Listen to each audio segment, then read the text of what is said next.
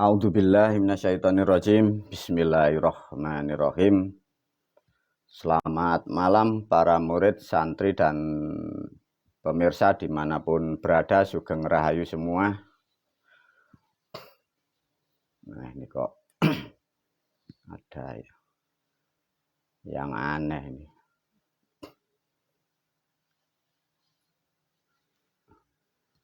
Kok ada cahaya ini. Udah biarin. Bismillah para murid dan santri. Guru memberi pembelajaran lagi. Guru membuat video dengan judul Belajar Menjadi Guru volume ke-6. Artinya video ini terangkai dengan video-video yang volume 5, 4, dan mulai 1. Untuk video yang ke-6 ini guru nanti meneruskan dengan lampiran yang pertama karena ini menerangkan tentang kebangsaan dan kenegaraan. Ya.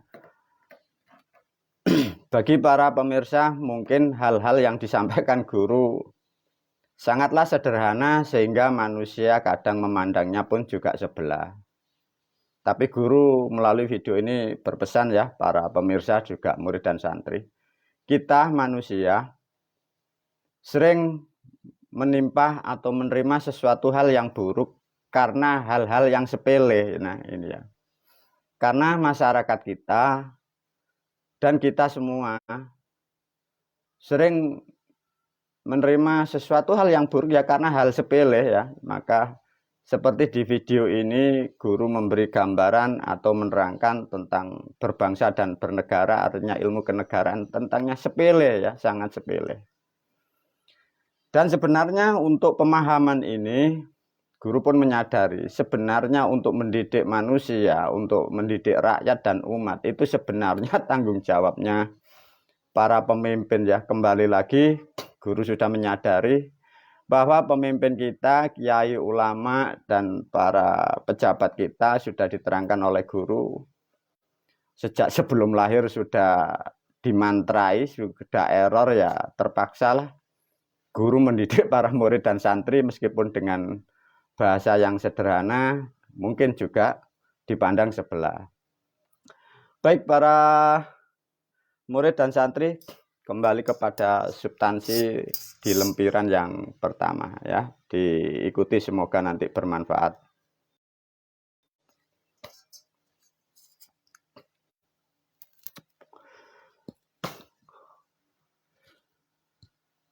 Seperti di video yang lain yang volume 1 sampai ke 5, guru memberi judul Garuda Wisnu Kencana, yang dimaksud adalah Indonesia Baru.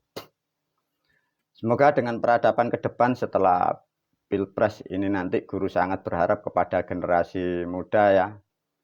Dalam artian begini para pemirsa ya, siapapun murid dan santri juga pemirsa, tatkala nanti Anda terpilih atau mendapat amanah dari leluhur, menjadi orang-orang yang dipilih menjadi wakil rakyat atau menjadi pemimpin, semoga apa yang aku sampaikan melalui video ini sangat mempengaruhi kebijakan dan keputusan Anda, sehingga kita semua dalam berbangsa dan bernegara dapatlah sesuatu tuntunan atau ilmu atau hukum itu yang tepat dan bermanfaat. Itu poin yang diharapkan guru ya.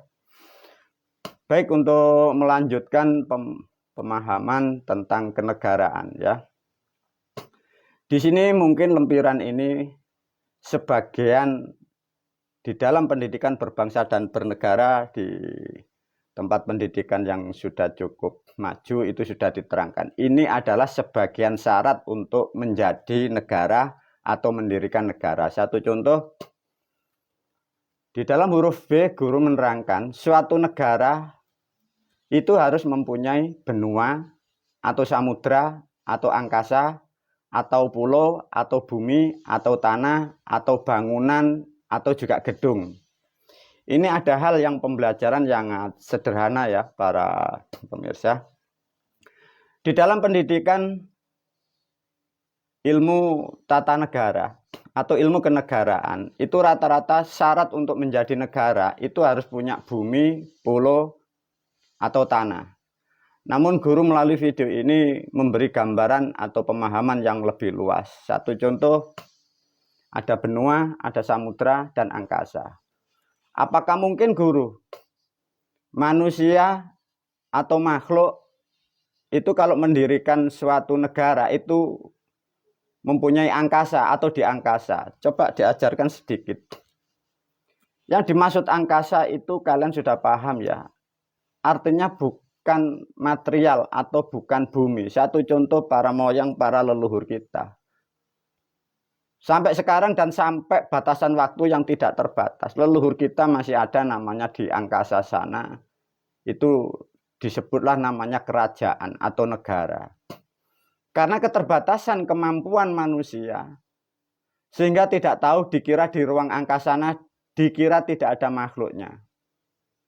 Di sana guru menyampaikan kepada para pemirsa, khususnya murid dan santri, leluhur kita masih punya di sana, ada kerajaannya. Karena keterbatasan kemampuan manusia sehingga kalian tidak mengerti bahwa di angkasa sana ada kerajaan yang dimiliki para moyang atau para dewa, ada itu kerajaan. Satu contoh, menerangkan tentang yang disebut angkasa.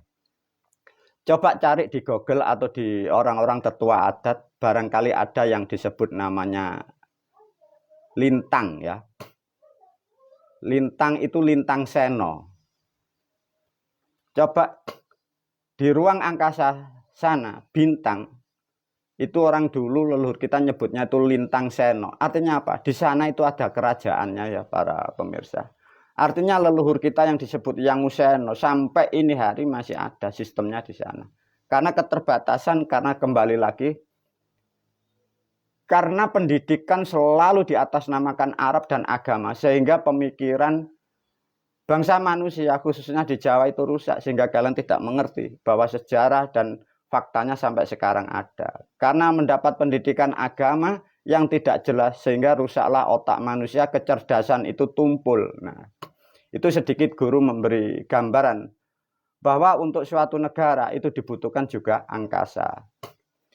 Dari negara kemarin sudah diajarkan guru, ada negara itu yang besar, ada yang juga disebut kerajaan besar, ada disebutlah kerajaan kecil atau negara kecil, disebutlah namanya rumah. Maka di sini guru menyampaikan, menuliskan namanya bangunan dan gedung.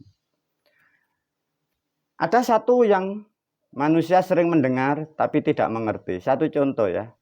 Ini pembelajaran sedikit.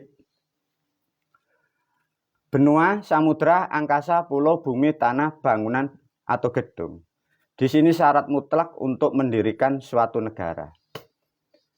Di zaman sekarang, kurang lebih sudah 10 sampai 15 tahun ada di dunia, suatu negara itu tidak mempunyai benua, tidak mempunyai samudra, tidak mempunyai angkasa, tidak mempunyai pulau, tidak mempunyai bumi, tidak mempunyai tanah.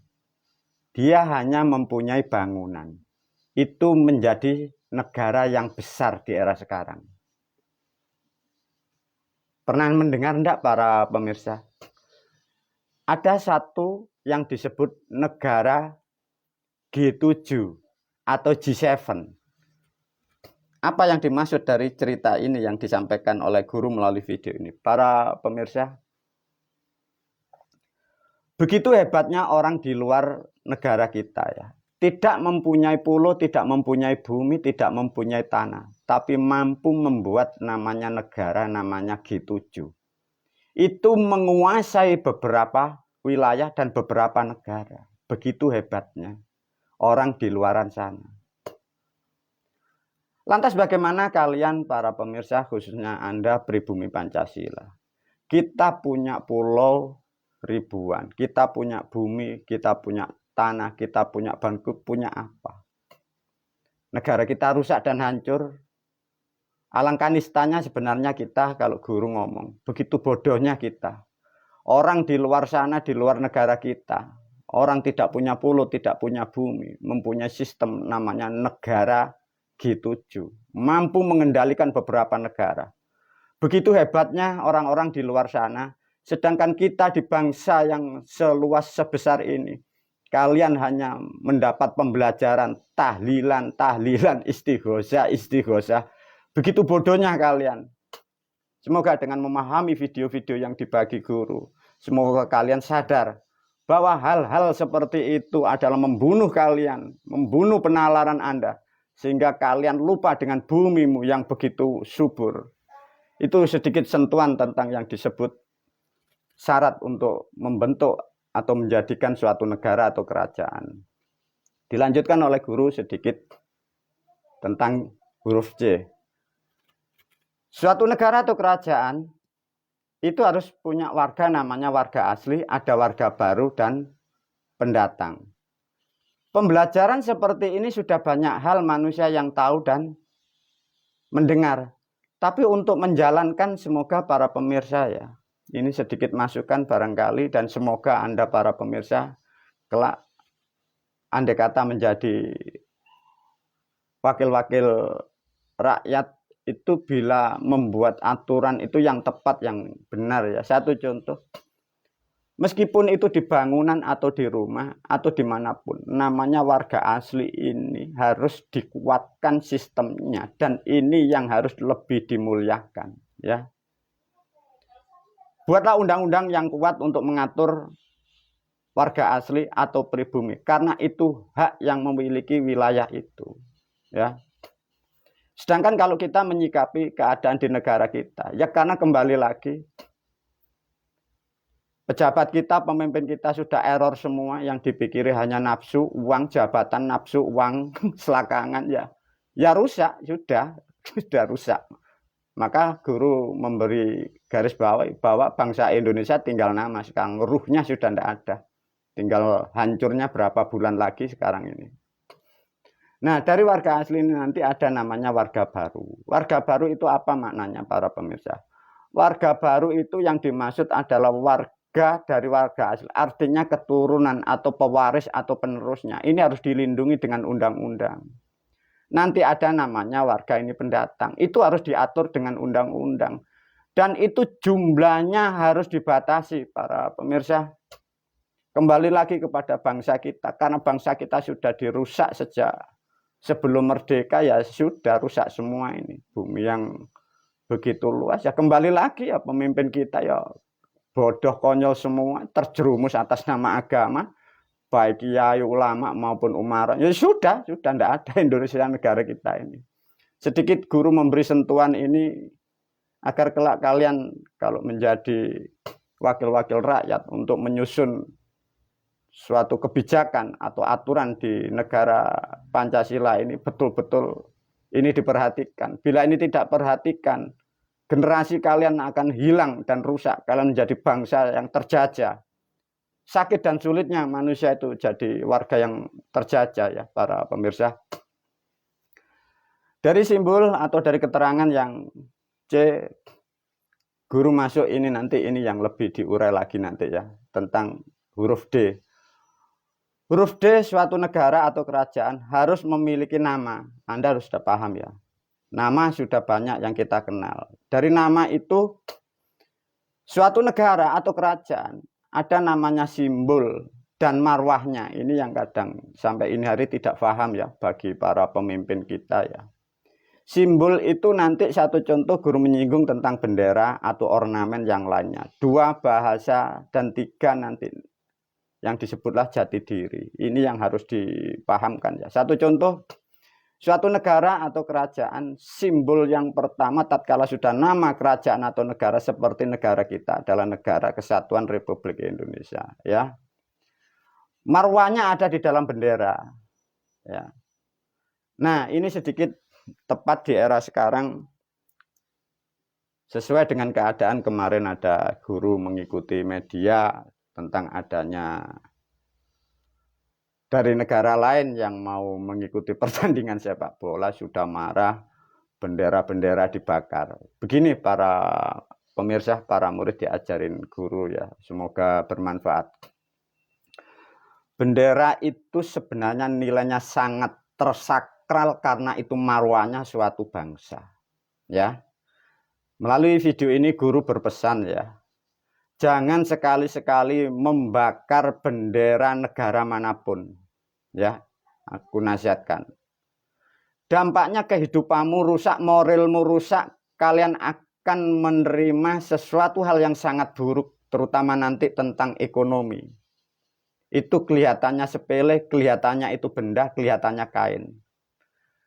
Lihatlah kalau tidak percaya, barangkali Anda para pemirsa pernah membakar suatu bendera negara orang lain atau negara lain. Lihatlah ekonomimu, lihatlah keluargamu. Rusaklah kalian. Bahasa hukum Jawanya, kualat Anda. Karena bendera adalah sesuatu simbol yang tersakral dalam sepanjang sejarah bangsa manusia.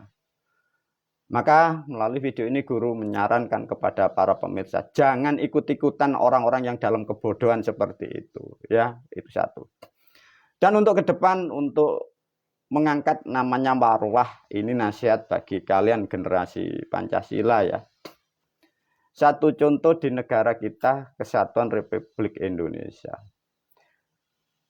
Bendera tatkala di sini ada bendera lain atau negara lain itu dikibarkan.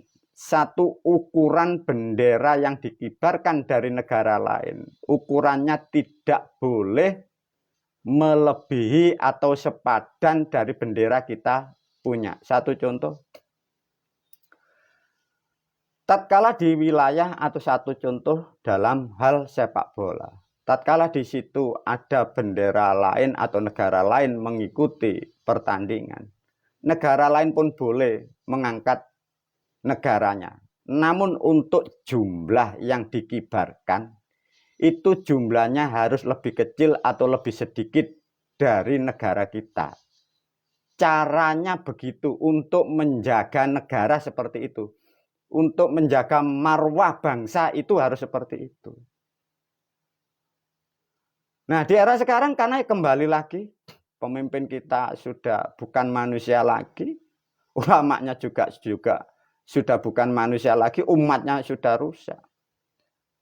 Bendera dari negara luar kalian kibarkan seluas-luasnya. Benderamu kalian tidak perhatikan, ya sudah rusak. Bangsa ini sudah rusak. Tinggal kalian bangsa ini menerima azab, menerima siksa, baik ekonomi maupun hal-hal yang sangat buruk. Ya karena kebodohan semua. Dari video guru sudah diajarkan, sudah diterangkan. Bodoh sejak di kandungan, ya sudah. Semoga dengan melalui video ini adalah kesadaran bagi kalian khususnya generasi Pancasila. Lantas tentang bendera sebenarnya bagaimana? Diajarkan sedikit tentang ilmu bendera ya. Ilmu bendera atau simbol. Di dalam simbol atau ilmu bendera atau lambang itu ada namanya ilmunya empu dulu ya. Satu contoh begini para pemirsa. Suatu bangsa atau suatu kerajaan itu membuat bendera atau simbol itu ada sesuatu kalau leluhur kita itu bertapa atau berpuasa. Di situ mendapatkan simbol dari alam dan di situ dibagi dan dibahas baru namanya ritual atau didoakan atau dimantrakan. Karena itu mewakili dari beberapa manusia, dari ekonomi, dari kesehatan, dari manusia yang menempati wilayah itu. Sebenarnya begitu para pemirsa. Dari sejarah untuk bendera kita, Negara Kesatuan Republik Indonesia, sejarahnya negara kita guru pun juga tidak mengerti. Asalnya negara kita memiliki bendera merah putih itu dirancang sebelum merdeka, atau mendapat wahyu dibahas baru di situ atau gimana guru pun juga tidak mengerti. Tapi sebenarnya kalau mau mengatur sebagai negara ini betul-betul punya marwah, anggap aja seperti para leluhur kita membuat suatu kerajaan, itu simbol benderanya itu dibutuhkan manusia yang bersih, manusia yang mempunyai kredibilitas, dan itu disambung dari para moyang. Sehingga bendera itu mampu melindungi, mampu mengangkat harkat umat dan bangsanya, sebenarnya di situ. Satu contoh guru menyikapi tentang bendera ya, satu contoh. Negara kesatuan kita, negara Republik Indonesia, kemarin-kemarin untuk perluasan wilayah atau pembagian wilayah disebutlah dibentuk provinsi baru. Guru pun tidak mengerti caranya manusia di era sekarang termasuk pemimpinmu. Satu contoh, ada wilayah baru membentuk provinsi baru. Guru pun tidak tahu bendera yang di provinsi yang baru itu disiapkan dari negara kita, dari pusat di sana. Diberilah sesuatu hal yang bermarwah. Atau setiap provinsi kalau membentuk provinsi benderanya beli di pasar. Nah itu guru pun sudah tidak tahu. Tapi bila dianalisa barangkali yang terjadi di negara kita, satu contoh ada provinsi baru, benderanya tidak dibekali dari orang-orang yang berkualitas, di provinsi itu beli bendera di pasar. Lantas berhajatlah di situ, dibacakan doa tahlil dan yasin, sudah alhamdulillah. Itu doanya orang mati, ya sudah, ya mati otaknya. Satu provinsi, ya sudah otaknya mati, ekonominya mati, sudah miskin semua, hancur, berkelahi, saling menipu, saling berbohong, mulai dari administrasi, dari perdagangan, dari medsos, semua penipu, karena ya otaknya mati, karena tidak mengerti cara menyusun, membuat negara. Ya doa guru semoga terjadi karena sudah error semua, pemimpin kita tidak mengerti. Diwarisi negara yang begitu besar. Ya karena kebodohan sejak belum lahir, sejak belum merdeka. Sedikit sentuhan bagi para pemirsa, kelak kalian bila diangkat menjadi orang-orang yang terpilih untuk menyusun suatu bangsa dan negara. Cara-caranya seperti itu. Dan melalui video ini guru berharap semoga kelak tahun-tahun ke depan entah kapan guru berharap semoga bangsa kita mempunyai simbol bendera baru. Bukan berarti yang merah putih diganti, tidak. Merah putih adalah pusaka. Tapi untuk sebagai simbol-simbol kenegaraan atau simbol-simbol upacara itu mempunyailah simbol-simbol bendera yang baru. Pusakanya tetap sangsaka merah putih. Tapi melalui video ini guru tidak tahu itu nanti terbentuk tahun berapa, tapi guru menasihatkan satu contoh. Di dalam kerajaan atau istana, karena merah putih adalah sesuatu hal yang sangat sakral, itu ditaruhlah di setiap tempat kantor-kantor pemerintahan. Setiap kantor pemerintahan punya pusaka. Itu untuk dikeluarkan itu di momen-momen hari tertentu. Namun untuk di acara yang lain, semoga negara kita mempunyai bendera baru sebagai simbol aktivitas, bukan untuk yang disakralkan. Itu harapan guru. Cara membuatnya tidak semudah apa yang digambarkan manusia. Itu harus dirangkai dan dirajut dari seluruh elemen yang ada di negara kesatuan kita. Dari Sabang sampai Merauke. Diwakili setiap ruh dari suku itu. Itu harapan guru. Guru berharap semoga kelak tidak tahu tahun berapa. Tapi paling tidak guru melalui video ini mulai mengajarkan kepada kalian. Sehingga kelak kalian, kita, generasi kita betul-betul jadi bangsa yang adil makmur. Sehingga generasi kita tidak rusak seperti di era-era sekarang. Itulah yang harus kalian pahami para pemirsa. Lantas dari bahasa. Tatkala suatu bangsa atau negara itu tidak mempunyai bahasa, itulah rusak. Sedangkan bahasa di negara kita, itu ada bahasa yang sangat dasar, karena banyaknya bahasa yang masuk, mulai bahasa Arab, bahasa Jepang, bahasa Belanda, bahasa Portugal, bahasa. Nah inilah kita sehingga hilang identitas kita. Semoga kelak sedikit untuk dibahas di negara kita, bagi kalian para pemirsa, betul-betul kuatkan untuk membuat atau mengatur sebagai pondasi berbangsa dan bernegara. Satu contoh bendera, bahasa. Satu contoh suatu negara itu mempunyai nilai jati diri dan mempunyai nilai harga diri. Satu contoh seperti negara kesatuan kita Republik Indonesia. Semua ada bibitnya. Semua ada pendirinya. Semua ada landasannya. Lah landasan itu yang harus dipakai. Satu contoh jati dirinya bangsa. Kalau di sini ada simbol keris, ada patung, ada arca, ada benda-benda itu tidak boleh dihilangkan para pemirsa. Yang jadi permasalahan seluruh umat, seluruh bangsa, kalian gila oleh agama. Sesuatu yang sakral, sesuatu yang membuat pondasi kehidupan, adanya bumi, adanya kita. Kau katakan musyrik dan syirik, kebodohan kalian semua, itulah. Semoga dengan memahami video ini, mendengar ini, kalian tercerahkan, sehingga bangkit jiwamu. Jangan ditidurkan atas nama Tuhan. Sesungguhnya itu adalah penistaan dan itu adalah penyesatan bagi bangsa manusia. Itulah para murid, para santri dengan sedikit menerangkan jati diri seperti itulah. Lantas dari harus memiliki tujuan yang besar dan mulia, itulah suatu negara dan suatu kerajaan.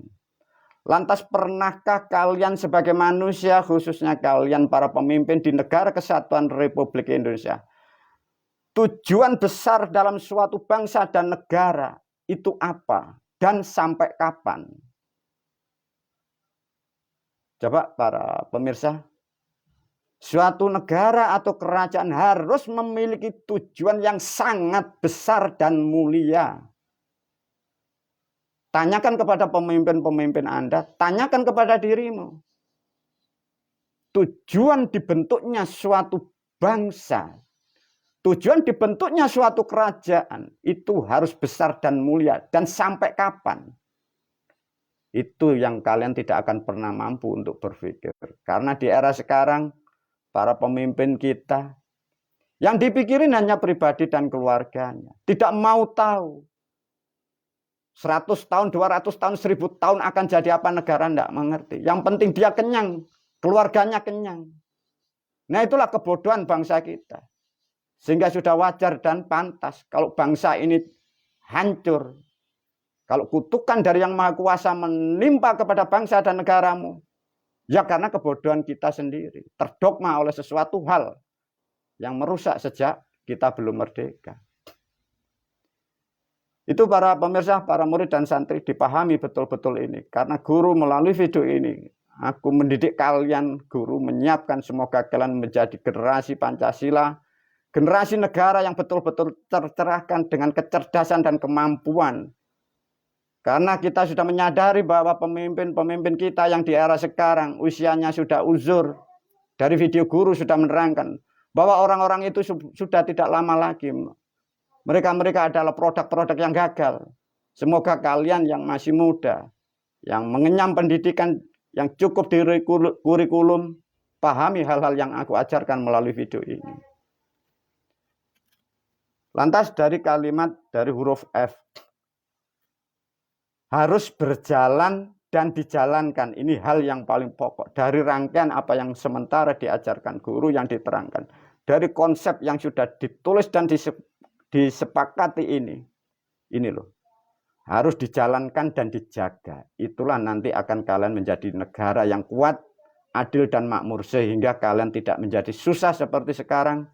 Di sana-sana bertikai, saling menghujat, saling memfitnah, saling menipu, rusak semua. Dari huruf F, harus berjalan dan dijalankan. Untuk menjalankan suatu negara atau kerajaan yang besar, dijalankan dengan apa?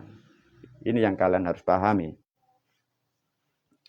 Untuk menjalankan suatu kerajaan atau negara atau rumah tangga atau karir atau usaha Anda atau pabrik Anda, disinilah yang dibutuhkan. Dijalankan sesuai filsafat atau falsafah. Para murid, para santri diulas melalui video ini nanti, semoga tercerahkan.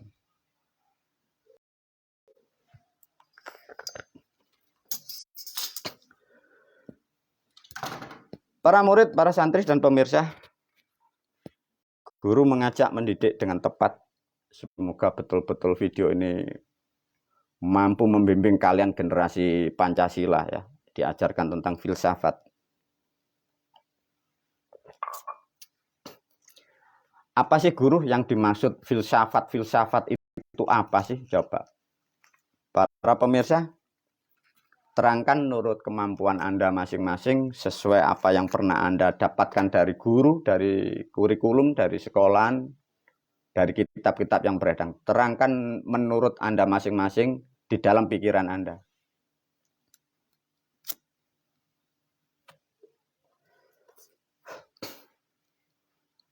Filsafat diterangkan dengan filosof dan filosofis. Filsafat adalah suatu dasar dari kesekian ilmu. Jadi ilmu apapun itu berdasarkan filsafat. Ada yang menerangkan filsafat memiliki makna filasufia. Vila adalah tempat untuk hentian. Sufia adalah kedamaian. Siapapun yang bisa berhenti di titik itu, dia akan mendapatkan kedamaian. Tapi kalau mengacu kepada bahasa yang tepat, filsafat itu mempunyai arti falsafah. Falsafah sebenarnya dari bahasa 2000 tahun masa lampau. Itu bukan falsafah. Itu namanya palsapat. Karena bahasa itu hilang dan rusak, berubahlah konsonan, berubahlah huruf, berubahlah kata, dan berubahlah kalimat. Sebenarnya dari bahasa palsapat. Apa itu, guru? Pal itu kalau di dalam kitab atau bahasa sekarang itu mal. Mal itu rancangan atau substansi dasar. Itulah yang dimaksud dari video guru yang diterangkan malikinas di situ. Kalau malikinas itu malnya manusia. Karena ini menerangkan substansi alam, maka tidak disebut mal tapi disebut pal. Di situ palsapat. Di situ ada 4 sifat, 4 unsur sebagai makhluk. Itu menyatu menjadi karakter sebagai gambaran. Satu contoh, falsafah negara kita. Mengapa memakai burung Garuda? Sama seperti itu. Nah, hal-hal seperti ini kadang bangsa kita pun juga tidak mengerti. Karena apa? Bahasa ini sudah dipengaruhi dari bahasa Inggris, dari bahasa Yunani, bahasa Cina, bahasa Belanda, bahasa Arab. Sehingga kalian kita pun tidak akan pernah tahu begitu hebatnya sebenarnya keilmuan dari leluhur kita.